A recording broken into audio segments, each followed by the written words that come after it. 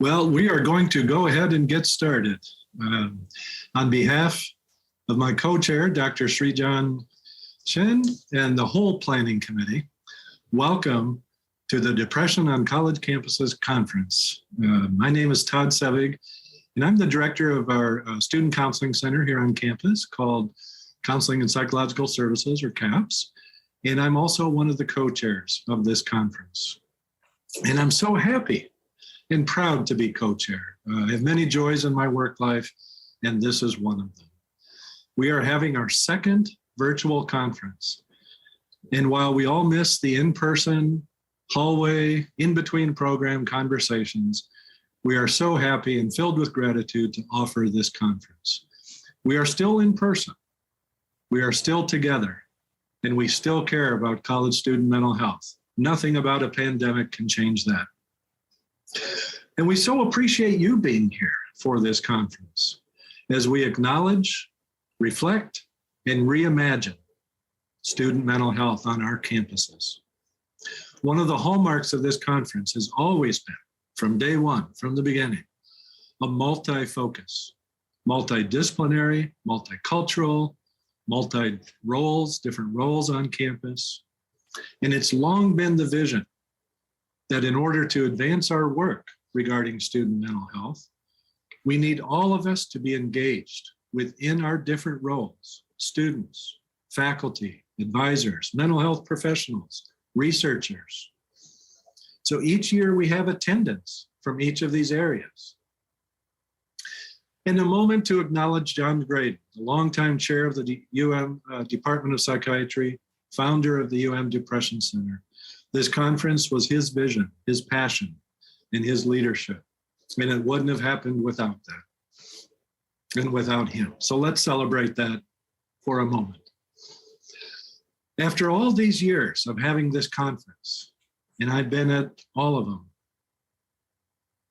in all these years of being together and having this time together, I would like to offer that I think our campuses are in a better place, providing support and treatment for college student mental health. There's less stigma, there's more conversations, more allocations of resources, more awareness, and more advocacy all over our country. We now have a map that may not be totally completed, yet it's more filled out than it was 20 years ago. We've built this map together, and we're building it as we speak, informed by each other as we share our findings, our insights, our successes, and our challenges. So there is work to do. While our experience today and tomorrow is important, the real value-added work is for each of us to enact and implement on all of our campuses everything that we have learned, to learn from each other, to build on each other's ideas and work. And we hope today and tomorrow provides a stimulus for that. Finally, I want to take a moment to acknowledge the work of Stephanie Salazar, who has been the engineer of making this conference happen. So while people may change year to year, presenters, attendees, this effort does not, and it's due to all of us working together. So I invite us to take that in at this time. And let's have fun today and tomorrow. Well, we in the Counseling Center recently hosted the annual Big Ten Counseling Center Conference. And our theme this year was Pump Up the Joy, finding joy in our work as we reflect, take stock of our profession, and continue on this transition between pandemic and endemic, or post-pandemic, or a more normal, or a new normal. We're in this in-between period right now. So let's find joy in that. And again, I return to the theme of our conference: acknowledge, reflect, and reimagine. Let's create and find joy in these next 2 days. At this point, I'd like to turn it over to our co-chair, my co-chair, Dr. Srijan Sen. Thanks, Todd, and thanks for your wonderful words and your partnership. And I share your excitement for for this conference and our work ahead. And I'm really excited that our opening keynote is going to be given by Christine Moutier. She's, as you'll hear, a wonderful speaker and advocate in this area. Dr. Moutier trained at UCSD, completing her medical and psychiatry training there, and rose through the ranks to become a leading clinician and educator and dean, and conducting important research on suicide prevention, particularly among clinicians. And in about 10 years ago, became the chief medical officer at AFSP, at the American Foundation for Suicide Prevention, and has done incredible work there, helping to take AFSP to another level in leading and catalyzing important research and outreach initiatives in suicide prevention. Of recent note, she authored a clinical suicide prevention handbook that came out last year, and a new national blueprint for youth suicide prevention that I think you'll hear about later. In my view, Dr. Moutier is the most effective and the most important communicator in suicide prevention that we have. She has a rare and really important skill of sorting through complex information, distilling down to really critical points, and linking them in thoughtful and coherent ways. She's been gracious enough to include some research that I've done in some of her prior presentations. And after hearing her talk, I always feel like, wow, I wish I thought to describe the studies in that way. And sometimes afterwards I do to describe it in the way she does. So it's been great to see her bring her skill to multiple venues affecting policy and advising Congress and the White House, and publishing in leading academic journals and in the New York Times and Washington Post and the leading press, and notably on CNN through town halls on suicide prevention. So I'm excited to hear her talk today on preventing suicide during COVID and beyond. So I'll pass it on to you, Christine. Thank you so much, Srijan. That's very moving to me, your words, so flattering. And thank you very much to both you and Todd and John Greedon, as mentioned, for your leadership, not only there in Michigan, but having national impact. So it really is my pleasure to be here with this important group, all of you who are convened here today. You are the leaders in the space affecting the college students' mental health and the incredibly changing landscape that we're all living in today. And so let me jump right in here. And these are my disclosures, really just to know that I work full-time at AFSP, which just means, like Srijan was describing, that I'm kind of entrenched in the science. At AFSP, we are the leading private funder of suicide-related research. We're advocating on the Hill and at the state level, and we are connected to tens of thousands of individuals across our chapter network, which is, they're in all 50 states, all of whom have had a personal experience with suicide, mostly through loss, but increasingly through our own lived experience, because the stigma is going down, so we can be open about all of that. I will be mentioning the interactive screening program, which is a program that AFSP licenses to colleges and universities. Some of you here today may know about the ISP. ISP now has also expanded, though, to workplaces and other types of settings. And as Srijan mentioned, I did publish a book, which most of which what I'm going to talk about today will just sort of scratch the surface of what I did try to capture in that book in a short way for clinicians primarily, but I'm told by lay people who are interested in suicide prevention that they get something from the book as well. I'm going to structure our time today by first really looking at just broad sweeping trends and data. And I'm going to rely on the sessions that follow today and tomorrow for the much deeper dive into college student mental health current data itself. I will touch on it, but you all are the experts in this space. I'm living more in the national space of suicide and suicide prevention. So that'll be my primary focus. And then the last half of my talk will be looking at what does the science tell us about how do we drive down suicide risk and rates? And so it will be touching on a variety of, the public health approach, an innovative project we have at AFSP called Project 2025, and closing with a look at clinical interventions. And I think I'll just make a comment about all of this, which is to say that if you trained more than 5 to 7 years ago, so much of what is included in my book and in this talk is actually new. It is fairly emerging science, or if it's not brand new, it has only recently come to consensus as to what constitutes effective suicide prevention. And so I don't want any of you to feel like, did I miss something in training, or these are kind of emerging findings. And so really at AFSP, and I know all of you play a huge role, it is about not waiting that average 17 years from bench to bedside, but speeding up the translation of evidence-based practice into actual, not only clinical bedside, but into everyday ways that we live our lives as citizens. And so I'm going to start there by thinking about the broad trends in culture and belief in our country around mental health and suicide prevention. Every couple of years, we partner up with some other organizations to do a Harris poll to just kind of dip our toe in the water and ask American adults some questions about their beliefs.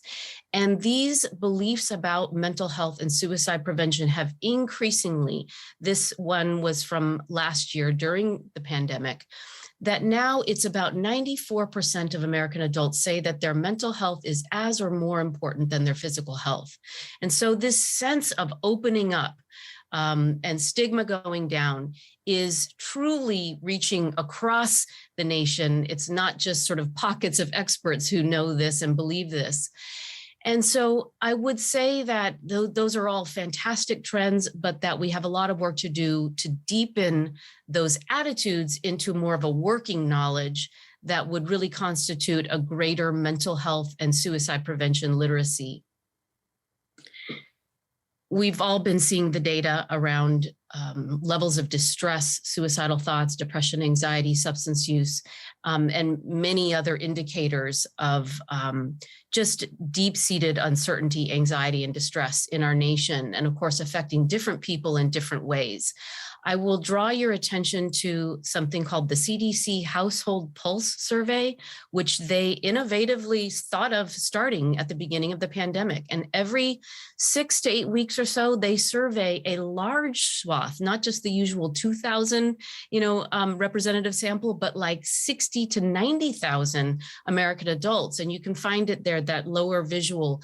If you just search CDC Household Pulse Survey, you'll see a number of types of questions that are being asked to this large group of American adults about their mental health. And not just that, but about help seeking and whether they're able to access mental health care during the pandemic. So this has kind of been another way that we can see not only what are the rates of, for example, suicidal ideation amongst all the different demographic populations, but also, is help seeking on the rise? And I would say, yes, it is. And whether or not a particular group is having complete success in accessing mental health care, we know that there's still a gap there. And that gap did increase slightly during the pandemic, especially for certain groups, particularly minoritized populations, where it still remains harder to access mental health care. At the beginning of the pandemic, and it kind of like makes me sort of wonder what I was thinking, I published a paper in JAMA Psychiatry, in the fall. So we were only 6 months into the pandemic. But we did know some things. We didn't know suicide rates. We didn't know the impact on suicide yet. But we knew that the pandemic was pressing upon particular societal factors, like the potential for increased access to means because gun sales were up and people were quarantining in their homes where lethal means may be present. And so those types of things, financial stress, unemployment, increases in substance use, particularly alcohol. But now we know, for example, opioids and opioid overdose mortality increases. Concerns about people who live in homes that aren't safe to begin with, and now during a period of quarantine, which could accentuate their experience of trauma and risk, and other populations as well. Essential workers, healthcare workers, where there's exposure to the pandemic in a very physical, unsafe way, but also where for health workers, for example, there's an element of trauma in the experience of what they're facing on the job, the resources they were being given, and all the concerns about how it was impacting them, not only in their work life and sense of moral injury, but also how do they keep their families safe when they're coming in and out of that space. So just so many different types of experiences that could accentuate suicide risk if we weren't very intentional about ways to mitigate each of those areas of risk. And so I spend the last half of this paper going over policy and healthcare system, or even at the practitioner level, sort of mitigating solutions, if you will, to all of these ways that we could be, in fact, worried that suicide risk could be elevated during the pandemic. And of course, now we do have some data, which I'll go over in a moment. But the other reason that I think we at AFSP were really raising our voice very clearly and loudly, trying to say that suicide is not an inevitable outcome, even during a period like the pandemic. We wanted to really help guide the media around that because they could contribute inadvertently to increased risk by messaging in a way that's sensationalized. We also have data from other previous historical periods, not that this is the only data set, but during the Spanish flu, there was a period where suicide rates went down quite significantly, even while overall mortality was increased, of course, due to the Spanish flu itself. And data that I'll show you here in a moment about global suicide rates, you'll see that something similar is happening right now in 2022.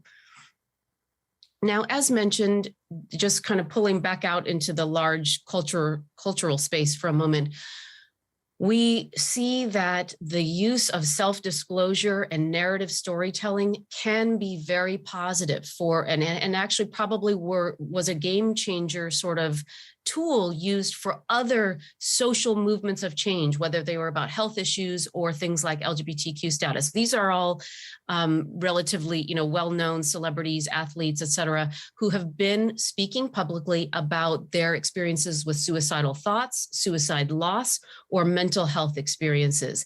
And this is, I'm sure you all are very aware, this is not the half of it. There are many, many famous people doing this, new ones every single week. And we track that, and we know many of them at AFSP, and it can be an important part of the movement of change.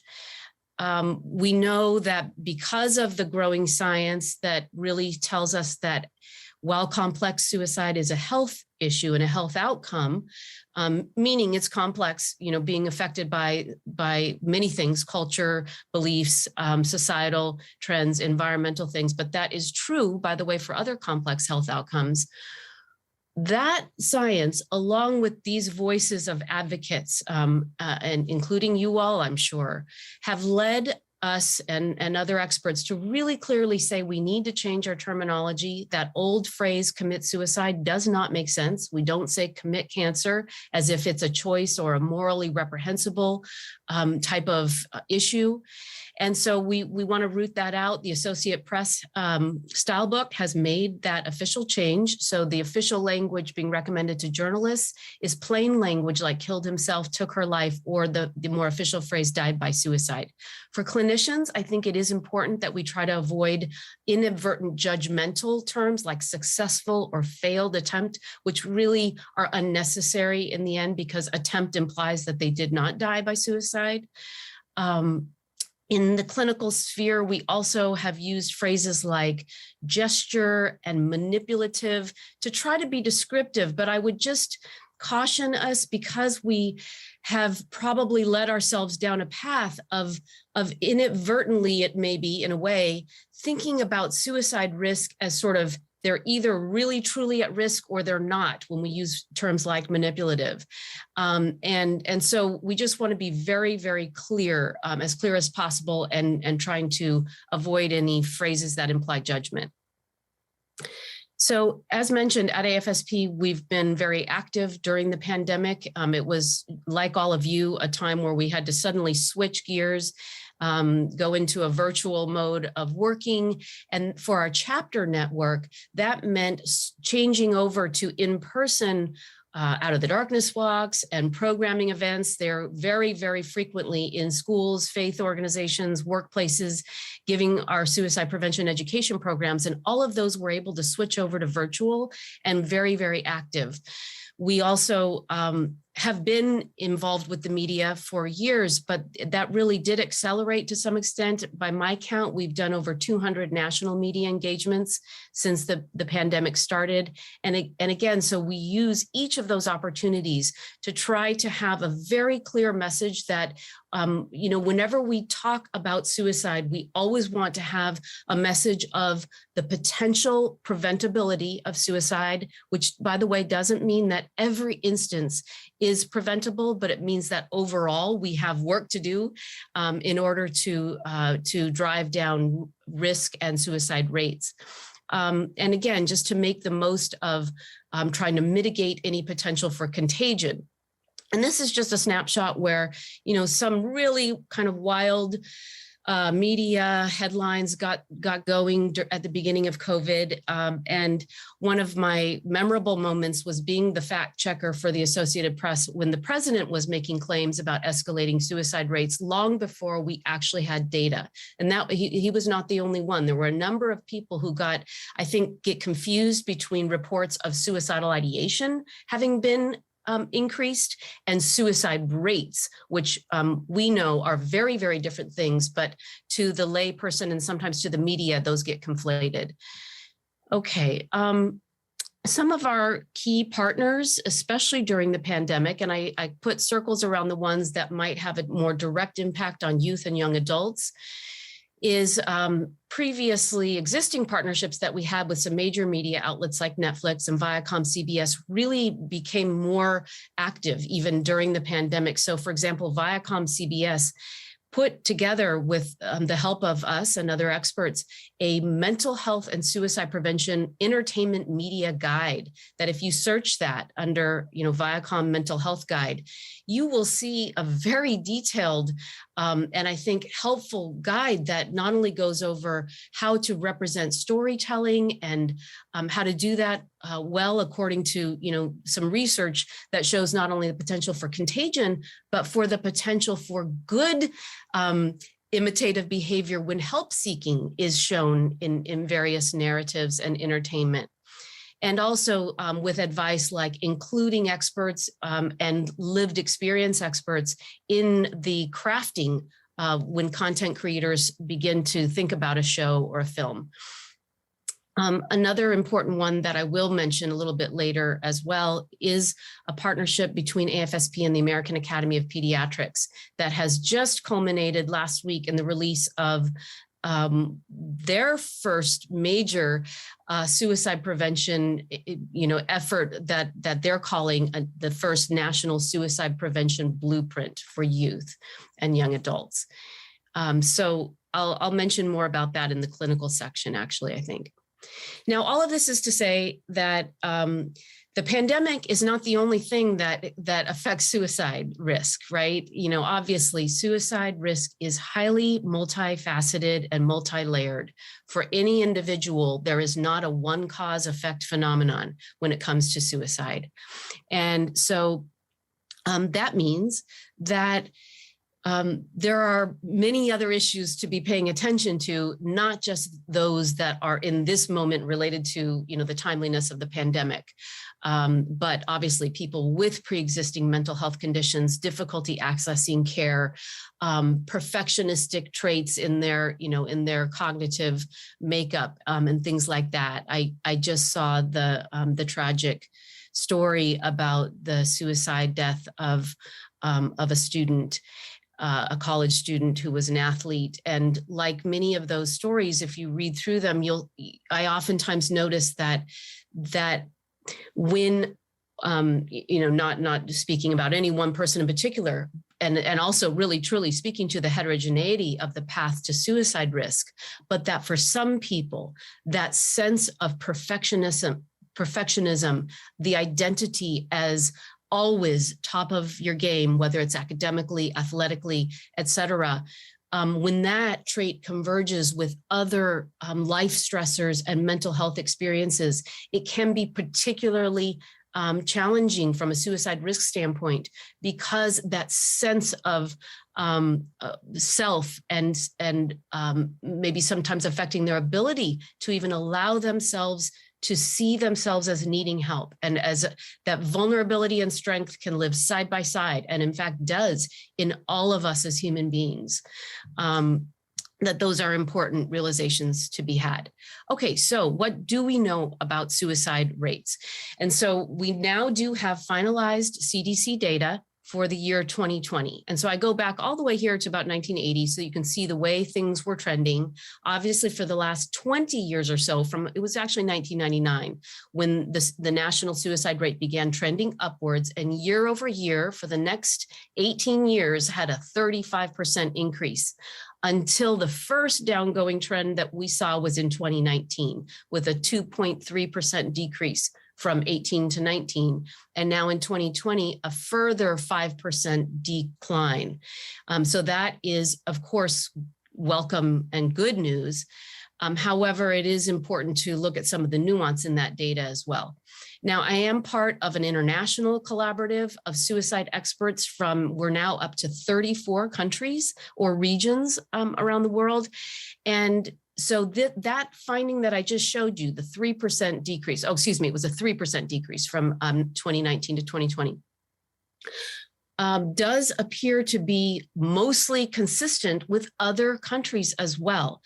Not with exceptions being in a couple of low-income countries and middle-income countries, India in particular, and of the high-income countries, the main outlier is Japan, where they have seen increases in suicide rates, particularly in their young adult and middle adult age female population in Japan.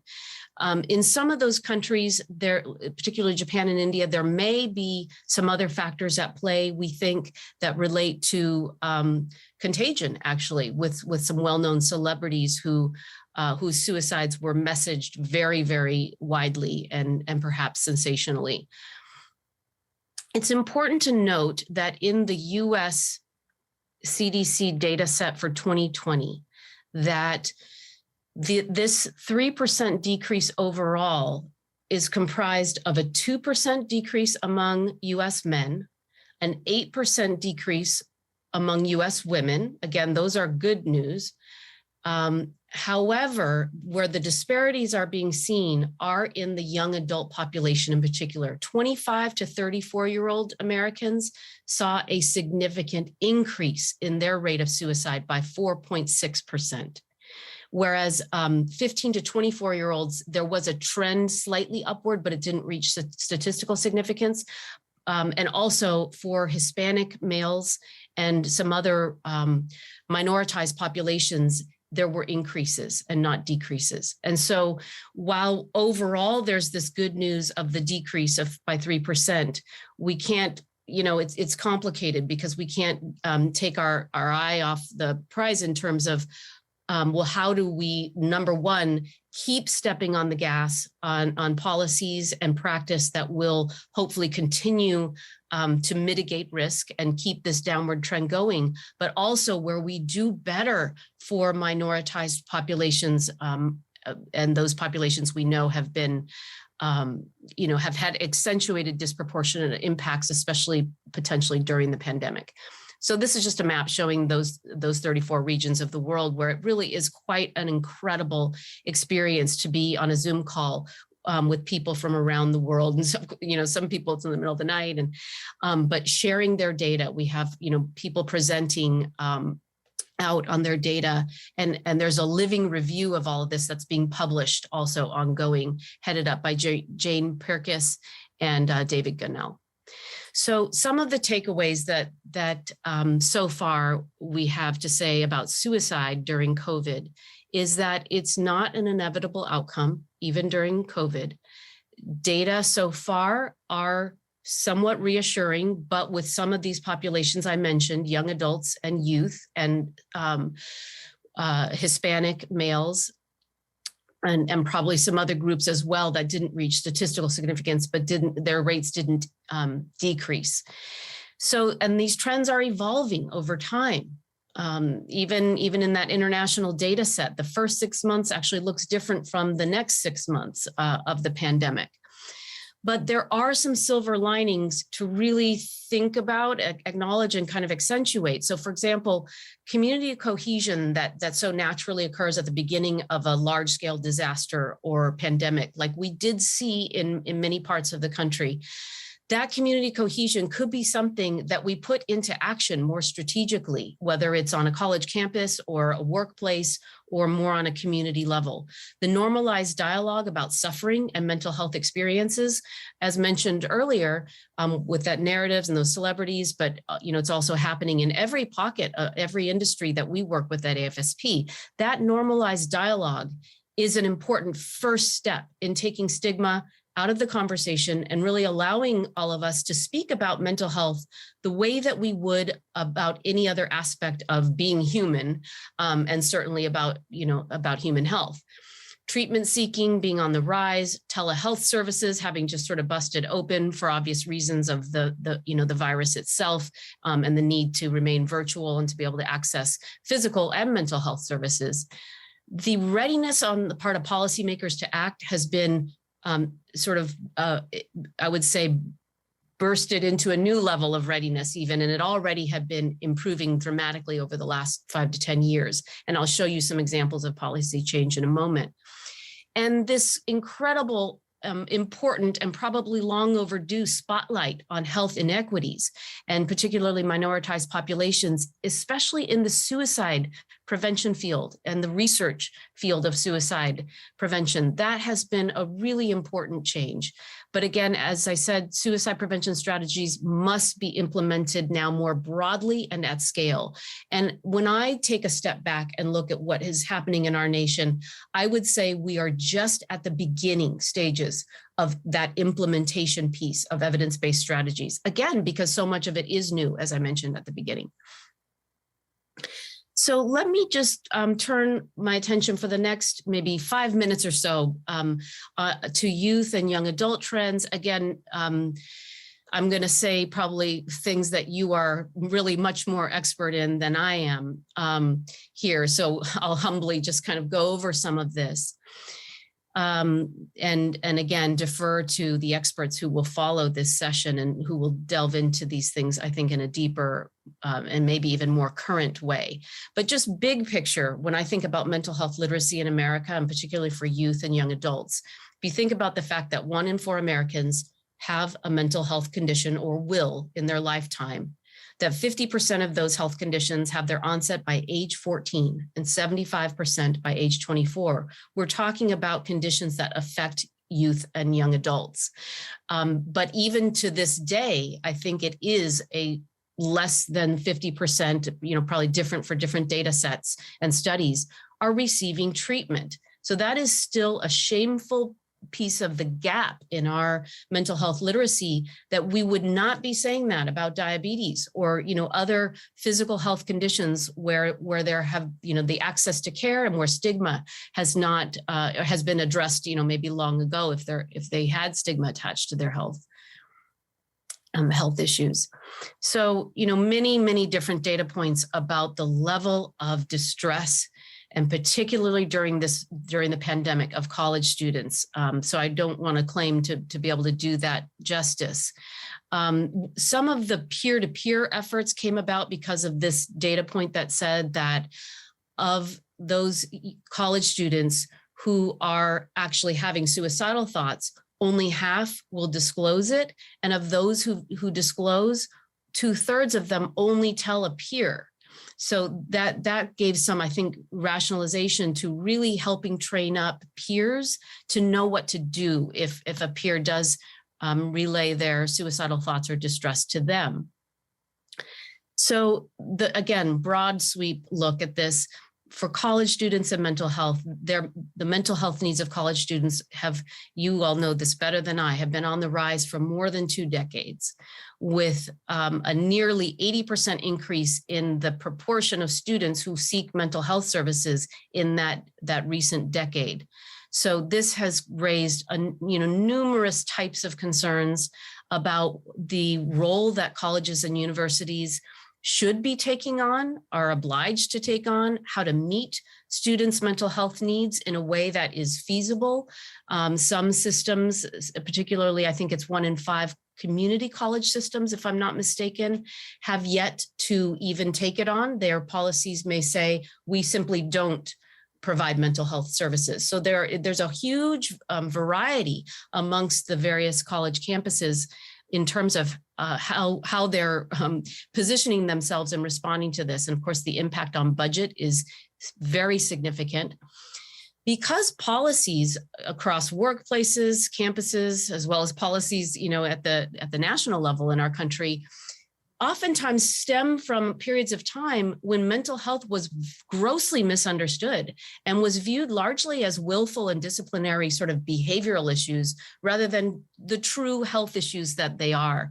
And so policies have need to be reconsidered and revised in many instances so that, for example, leaves of absence that are mental health related are treated on par with parity in the same way that physical leaves of absence are treated, and same thing for disability and accommodations. And of course, colleges do face concerns related to liability when there are mental health needs or suicides among their students. So just looking at suicide rates by age, I just wanted to point out that the 15 to 24-year-old age group from this decade, from 2010 to 2019, showed one of the more significant proportionate rises in their suicide rates when you compare them to the older adult groups of Americans. Again, all groups basically had an increase in suicide rates, except for we saw some hopeful declines during that decade in the old age group of Americans. And you can see that for the last couple of years, there has been that nice downgoing trend. During COVID, these are some of the issues that when we got together with the American Academy of Pediatrics to start working on the Youth Suicide Prevention Blueprint, we were thinking very much about suicide rates among youth having been rising for over a decade, and particularly about the issues of equity and disparities across different populations of youth. And I'll get into, my next slide is going to highlight some issues around trans students in particular. And that the COVID pandemic has accentuated and exacerbated certain things. So for example, we've probably all seen the data about suicidal ideation and the presentation to emergency departments of youth. That did rise both in recent years, but also during the pandemic. And again, I think that confused people because they might have conflated that to think that meant that suicide rates were rising. But when you have help seeking rising, sometimes that does indicate increased distress. And sometimes it indicates just increased help seeking, and sometimes both. So those are some of the data points and concerns. Now, I'm focusing on the students identifying as trans here from the National College Health Assessment in the fall of 2021. So this is just, last academic semester. And if you look at the prevalence rates of various endorsements of anxiety or depressive, now these are saying they've been diagnosed with an anxiety disorder, not just experiencing symptoms. But I just wanted to point out that when you look at cis males, cis females, and trans students, you can see the disparities for all of these mental health experiences and diagnoses.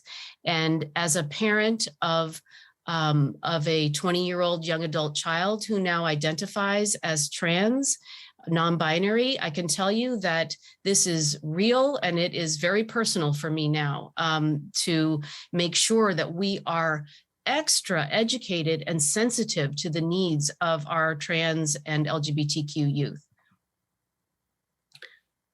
Okay, I'm going to skip some of these data slides. This one was really just showing across the lifespan, different race ethnicity groups have very different patterns of suicide risk. The yellow line looking at American Indian, Alaska Native, and you can see how their suicide rates peak in their teen and young adult years versus other age groups. Black Americans also, the peak for suicide risk is in the early 20s. This is very different from white Americans, for example. And again, another look at sexual orientation identity showing self-reported suicide attempts in the, I think this is from the YRBS study, that you can see the great disparity between heterosexual identifying students and sexual minority students having such higher rates of suicide attempts. It is still true that we don't have definitive data, at least from the CDC, about suicide mortality for LGBTQ people because sexual orientation, gender identity is still not collected at the time of death in most states. So that is another point of need for change and advocacy. Okay, so now let me move into the last section of our time together, which is really thinking about strategies that are evidence-informed to reduce suicide risk. And so I'll start with just a basic public health approach, which probably most of you are very familiar with. This model has been applied to other leading causes of death.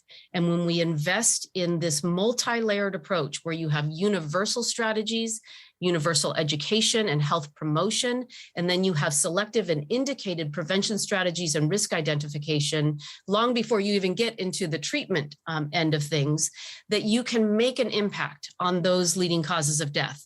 And this is the basic model that's in my brain when I think about the term suicide prevention. We're talking about applying and investing as a nation in all of these layers so that we can drive down mortality and, of course, all aspects of suffering related to being touched by suicide. It's not just about mortality. It's also about, caring for people who have ideation and attempts and suicide loss survivors as well.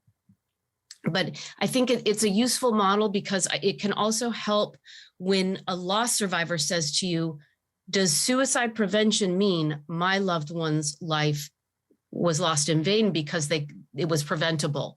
That can heap coals of additional guilt on their heads it's coming out of a place of the word prevention being misconstrued to think that we're meaning when we say it, that all instances of death can be prevented. And that is not true for almost any cause, any leading health cause of death. So I think we have to be sort of nuanced when we can. When you have a 30-second slot to say something, obviously there's no time to say that. But particularly if you're speaking to a group of loss survivors, it's always important to include that nuanced language. So this is one of my favorite slides. Sorry, there's so many words on it, but it's because it comes out of the CDC technical package, as well as SPRC's, which is the Suicide Prevention Resource Center, and SAMHSA's, NIMH's suicide prevention strategies and ours at AFSP. It's really a conglomerate of all of the top evidence-based public health strategies that can reduce a population's suicide risk. And so I put in pink the ones that are in the health system so that you would notice that there's a whole host of actions to be taken at a community level, that some have to do with, really policy initiatives for things like economic supports and access to lethal means, but some can be implemented in a very customized way within a university or a workplace or a faith organization type of setting. So anything that increases interpersonal connectedness, any efforts that are successful at reducing access to lethal means, even in a nuanced or time-limited way, can reduce the suicide rate for that population. It's study after study show that. Enhancing coping and problem-solving skills is a wonderful thing, and I think does sync up with the social emotional learning curricula that we see being implemented across K-12 education in many states. Probably the majority of states now have passed legislation related to that. Identifying suicide risk and providing support. I mean, that could also go into the clinical arena as well, but it can also start in the community setting where risk can be identified. I've added a few of these more current day strategies that having a lens on equity and always including the perspective of lived experience is really part and parcel now. And I think any effort that you do and that health systems do to implement suicide prevention really must have the input of both of those angles. And then I put postvention equals prevention, because remember, when we apply the really strong guidance around language and communication and actions to take for a university or a workplace after a suicide has occurred, we can prevent contagion in that time frame, and we can also further our sophistication with a readiness to advance more suicide prevention efforts at a later stage. We often see that as a sequence that follows for many organizations.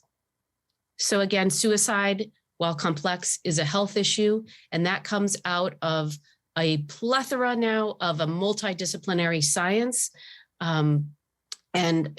So appreciate Srijan's work and many at the University of Michigan who are contributing to this growing body of suicide-related research. And I really do apologize. I'm not going to have time to go into this at this point in time. I'm happy to provide my slides because these are just some of my top line, the things I feel are kind of the most salient, that if we could understand them and apply them most quickly, could have the greatest impact. We know that there are risk factors in general and some that are more specific for youth suicide, such as peer LGBTQ rejection and parent-child discord. We've even started, really thinking about what do we know about Black youth suicide risk in particular. And so this is less definitive, but coming out of experts' work such as Dr. Tammy Benton's and the Congressional Black Caucus Emergency Task Force, these are some of the things that we do think relate, such as historical trauma and racism, that generational trauma, externalizing behaviors and the way that depression manifests for Black youth and other populations that oftentimes get mistaken as, bad behavior when they are actually suffering from a depression or some kind of trauma. Those are things that are actionable. And of course, there are protective factors as well. And likely protective factors specific to minoritized populations such as Black youth. So again, my apologies that I don't have time to detail those out at this time, but do know that there's tremendous effort going on. leaders at the national level, such as Representative Bonnie Watson-Coleman, who convened this Congressional Black Caucus Emergency Task Force. This is ongoing work, and we at AFSP, and hopefully you all, if you're involved in advocacy, can support things like the Equitable Access to Mental Health Care Act that does really look at those differences in equity. So there are some ways to really specifically promote equity in suicide prevention, and they are, really having a focus on it. I saw that is part of this conference's agenda. So kudos to the program planners and to you all for convening around that. At the community level, there are these natural champions and settings where suicide prevention can be implemented. And so if you look at it, it's really across a host of types of different settings and engaging leaders, across industries that maybe traditionally we didn't think of as having an impact on suicide prevention. When I think about higher education settings and organizational strategies, I draw this from my experience as a dean in the medical school, but I was involved at UCSD campus-wide in these types of efforts for suicide prevention, and also separately I was part of the threat assessment team as well. So it's interesting how sometimes I think violent behavior and suicide risk from a pragmatic standpoint sort of get lumped into the same grouping. And that, that has kind of a double-edged sword, in my opinion. But there are these ways to look at peer support, students' sense of meaning and purpose and resilience, their access to psychiatric and mental health care.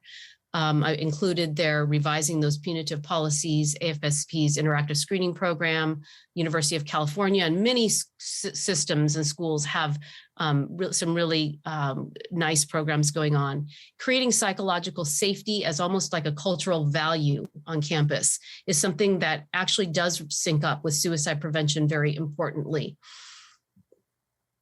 Okay, so let me just wrap up here. I'm not going to be able to do this justice, but I'll just show you that Project 2025 is our signature initiative at AFSP that's actually trying very audaciously to engage with strategic partners to drive down suicide mortality in the US 20% by 2025. And it's through these pathways or these arenas with these partners that are now coming up that we are actively at work in implementation projects that relate to suicide prevention and education across those different areas. Policy has been very active, as I mentioned. My apologies, I won't have time to go through that. I just want to hit a highlight about clinical settings before I wrap up. So from a health system standpoint, so I'm not just thinking of the college campus health systems, but like across our bigger nation health systems, we have really, I think, are in a state of transition and are just in the current moment of squaring up with the fact that there are now evidence-based strategies to identify and reduce suicide risk that have yet to be implemented at scale. And so just now we're starting to see health systems make suicide attempts or suicide death a clinical target specifically, with workflows and policies and training to follow. What we knew prior to, let's say, 10 years ago, is that if you really robustly identify depression and other mental health conditions and treat it like the chronic health condition that it can be, do follow-up and care, and you have specific training.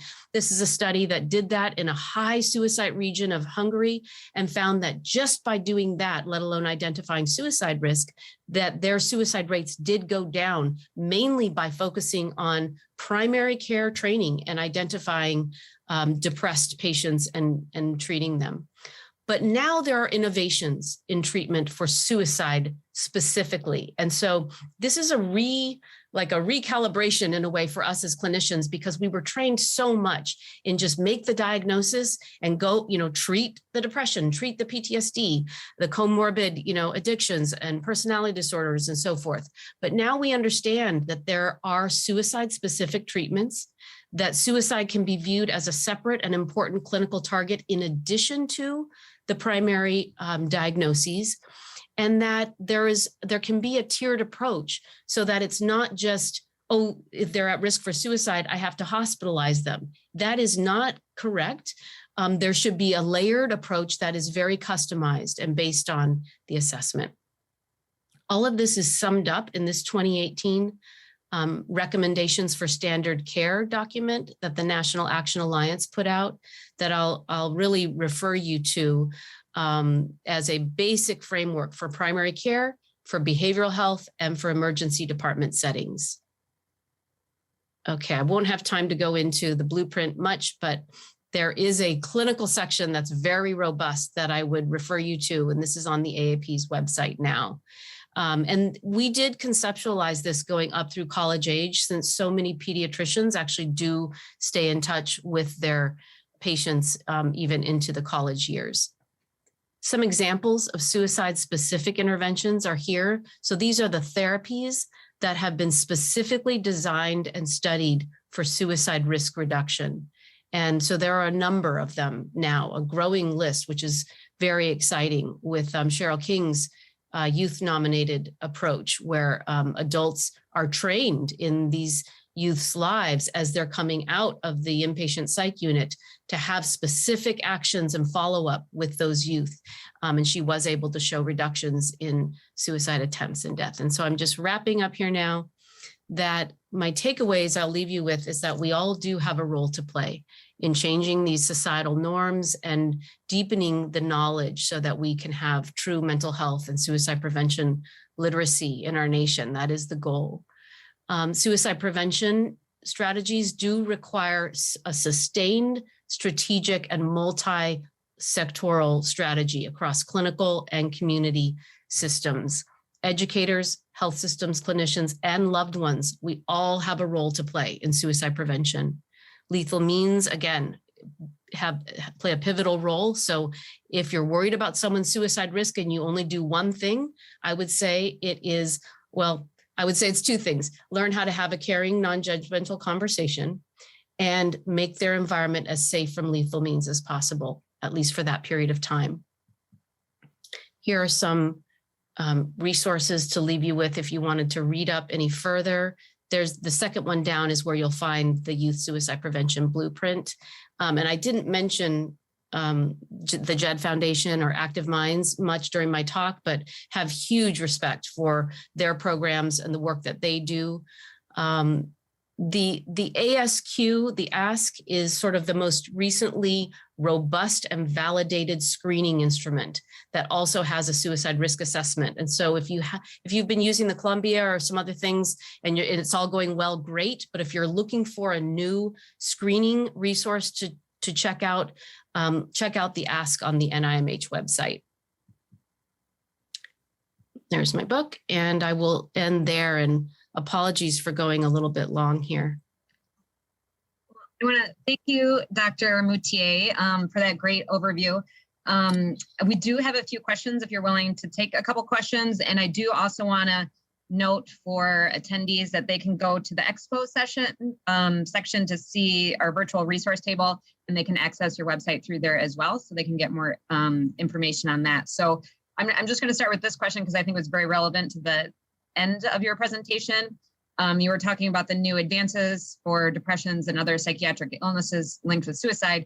So the question is, how can we focus more on disseminating those treatment advances, especially to primary care providers and pediatricians? I know you have the resources. How do we get them in the right hands?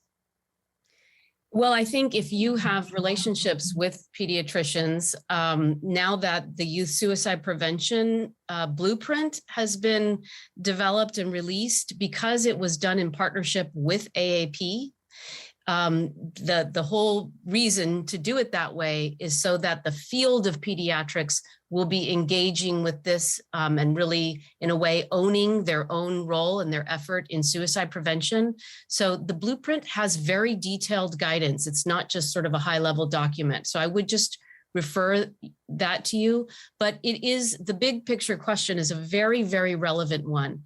Dissemination and implementation is one of the harder aspects of, probably for any health issue, funding the science and developing that field of researchers and getting the methodology as optimized as possible is one step, but the dissemination piece requires a level of buy-in and change and practice and training and really health system engagement. So I would take, in a way, the onus of responsibility off of the individual practitioner and share it, or at least, or really place it more squarely on the shoulders of health systems and health system leaders. And that is where a lot of activities are happening in terms of dissemination and implementation.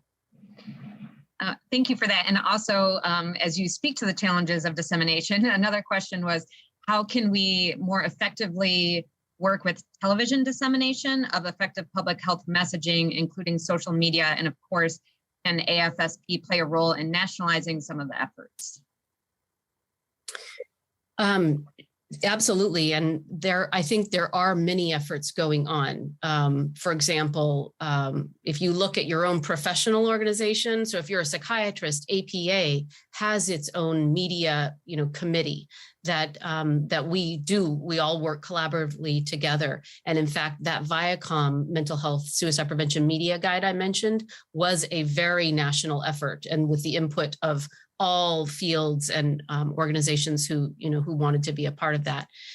I would just say opportunities come up sometimes unexpectedly, locally, and sometimes are a more strategic, designed process, of change and opportunity. And we just would encourage taking them at every step. And if it is an interest that you have, I think we have a greater impact when we kind of band together.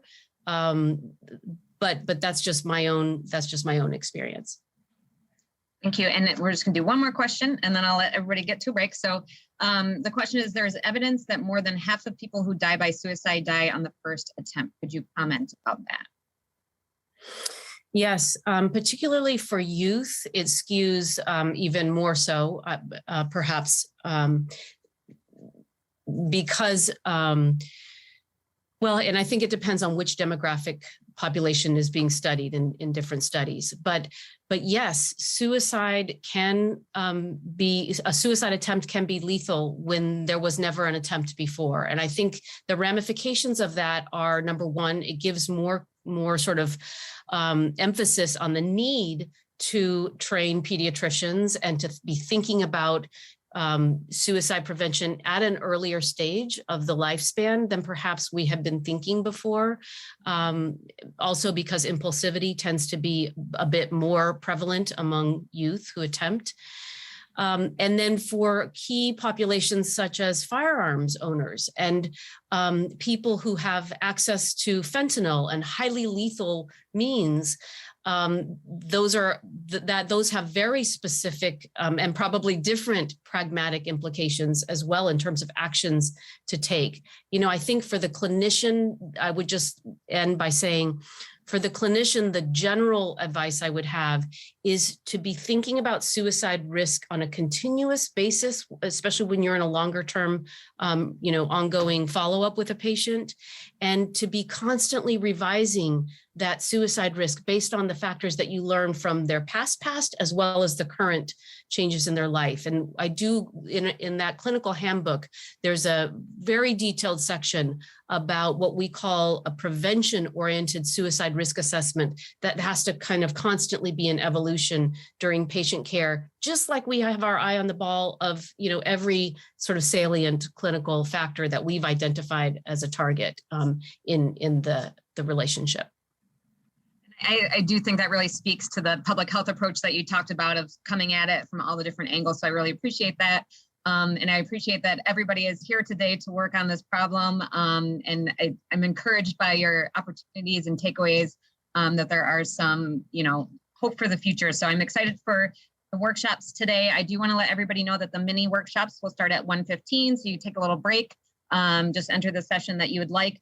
You can view the program and link to the evaluations in the expo area if you'd like to see that. Speed networking, make sure you check that out. There's a lot of experts here today, and you can meet someone new and find some new ways to collaborate. And then stick around for the poster presentation later today. So I'm excited for some good learnings today. And thank you again, Dr. Moutier. Thank you.